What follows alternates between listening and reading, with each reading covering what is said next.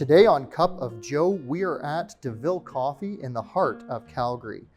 We are chatting with Kate Fulton, the Director of People Experience for POD Marketing, the winner of Canada's Most Admired Corporate Cultures. We're going to be chatting about training, retention, and hiring of employees.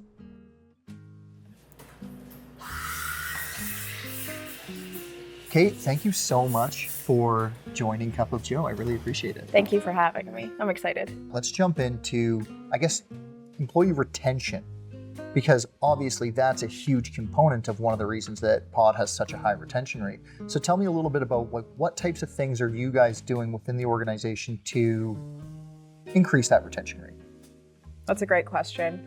I would say first off, we know what we have to offer. It comes down to kind of the employee value proposition. You, as an employer, need to know what are employees getting by working with you. Sure. Do they get friendships? Do they get certain types of benefits? Do we pay extremely high? Do they get exceptional training? Do they get mentorship opportunities? Do they get to learn? We know exactly what we have to offer, so we're able to really lean into that and help people want to stay. We do a mentorship program where we pair employees with others in the organization to learn about whatever it is they're looking for. So it might be learning about career development, it might be learning about marketing, it might actually be learning about investing. We have lots of people who request to work with someone in our finance team so they can just learn about personal finances. So we bring that to the table. So as a member of the POD marketing team, even though I run the citizen division, what can somebody like myself, or say somebody who might not necessarily be part of that hiring committee, do to support the organization in making sure that we're generating that strong talent? This is a great question. And I would actually say, to go back to your last question, word of mouth is a huge way that we attract candidates. That's probably where we found most of our people. So as someone who works with us, my advice when I'm trying to get people to talk about our company is to be completely honest and transparent about what it is like to work with us. Yeah. The highs and the lows. What's great about the company, but also what might you struggle with, and be upfront about it from the beginning. A deal breaker for one person isn't a deal breaker for another. So you might say, when I'm on vacation, I still get lots of emails. So that's a downside of working here. It's the truth. So I want you to know that, but that might not be a deal breaker for that person. So I would say really being honest about what's great, what might you struggle with, so that when you do come and work with us, you know exactly what you're getting and there's no surprises. Yeah. I think the worst thing that you can do is try and sell an employee on an experience that's not real.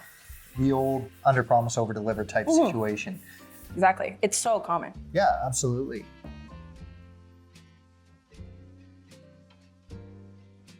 So POD marketing's been around now for over 10 years. I believe Yes. We are 100. How many employees do we have? I should ask you that. Oh, good question. We just brought a few new people in. I want to say we're at 123 or 4 right now. Cool. Yeah. So one of the major issues that we're facing right now in the senior housing space is there's a lot of movement, whether it be from one group of communities to the other, so forth and so on. And it's a major challenge with the training and, obviously the hiring component, et cetera, et cetera, et cetera. So with that being said, what types of resources has POD marketing put into place to support in the training component? Ooh, good question. When I joined the company, I would say that we had exceptional trainers. So live face-to-face training. We're so good at it, and our team cares so much.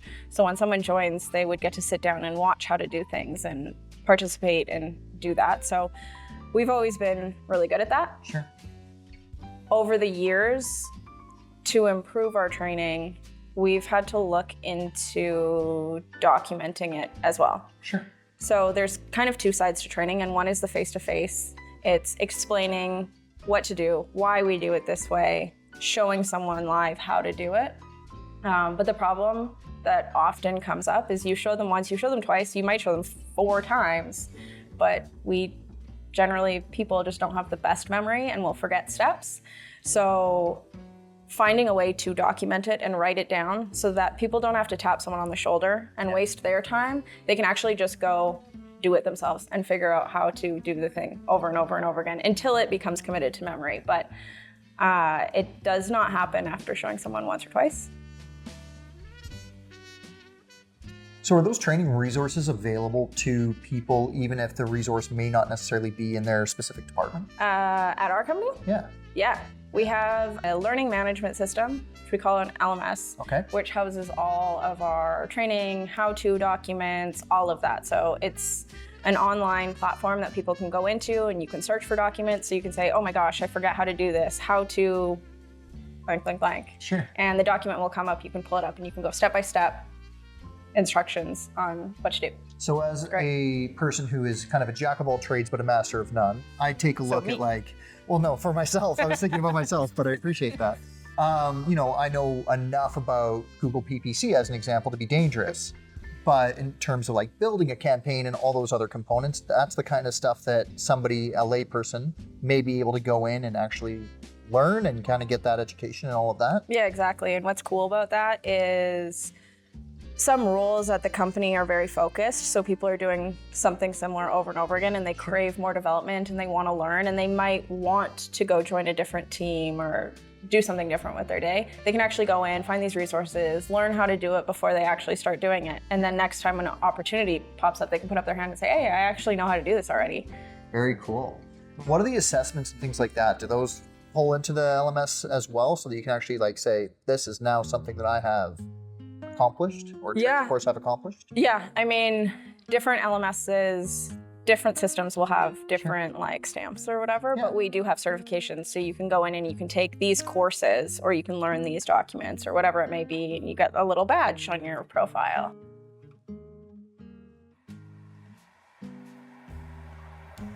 So in the senior housing space, what we find is a lot of the times when an organization is hiring, they try to hire within the industry. They want to make sure that the person understands specific nuances of the industry and things like that. And so it's very tough in a lot of ways to kind of branch into the industry. But this LMS system that you're referring to, that could actually, from the sounds of things, support in bridging the gap. 100%. There's obviously a time investment in training someone. So if you're bringing someone in who doesn't know the industry, it will take time for them to complete these courses and learn everything that they need to know, but it's definitely an option. Very cool. And that way you can hire for culture, you can hire for fit, you can hire the right person, and then you can teach them what they need to know. Often you can't teach someone to be a good person or to be like a good colleague. Sure. They either are or they aren't, but you can teach them the industry. Easy. Very cool. So with that, what advice would you give to a senior living group that is struggling with turnover? So I would say everything starts with the interview and having an extremely honest and open interview, which means first you need to know what hard and soft skills do you need from someone who's working in this position. And my advice is actually list it out.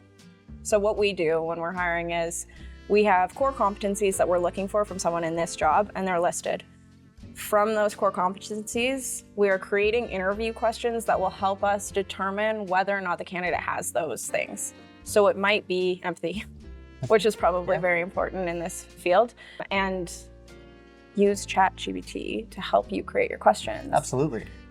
But ask questions that will help you determine this candidate's level of empathy. We are also really intentional with the types of questions that we use. So when you're interviewing, there's like essentially 3 types. You can use like closed-ended questions, which are like, do you have 5 years of experience doing this? Yes. Cool. That's the end of it. And you need to use those sometimes. Sure. Because you need to know certain things. But the next type is open-ended. These don't do much for you in an interview. They're the most fun to ask. They're the most comfortable ones to ask, but they're not getting you very anywhere really. They should be used at the beginning of your interview to break the ice and make the candidate feel comfortable, but you should really only be using 1 or 2 of those, and that's probably something like, can you walk me through your resume? Or just like, how was your weekend?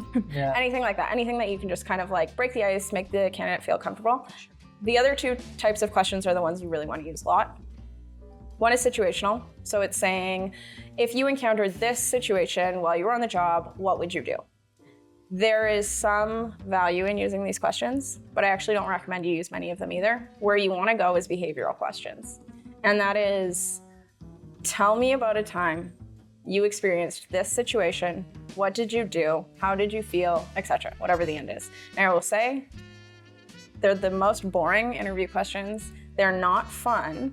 People actually don't like them, but they are the best predictor of future behavior. That's where you get the meat. That's where you actually find out, does someone have this quality or not? Sure. So again, it all starts with finding the right people, which comes through in the interview. We talk often at POD about the GWC, the get it, the want it, and the capacity. Yeah. And that want it, we can't teach the want. No. If someone doesn't want their job, there's nothing we can do. Exactly. But if they want it, we can train them on the get it, and we can support them with the capacity, right? So I absolutely love that. Kate, thank you so much for joining Cup of Joe. Thank you. Amazing having you. This is fun.